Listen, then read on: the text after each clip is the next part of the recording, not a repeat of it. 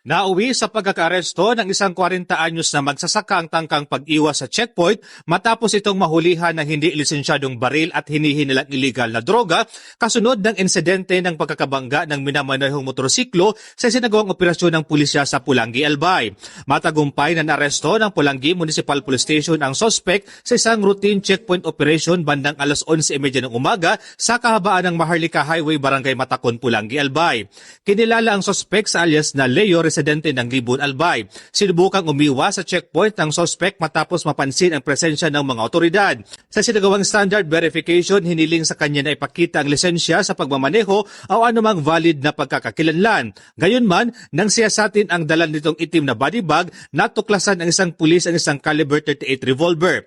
Kabilang sa mga nakumpiska sa operasyon ang isang caliber 38 revolver na may markang MFTD by Arms Corporation of the Philippines at serial number 20387 na kargado ng 5 bala, 3 karagdagang bala para sa caliber 45 at isang sachet ng hinihinalang shabu na tumitimbang ng 2 gramo at may titeng standard drug price na 13,600 pesos.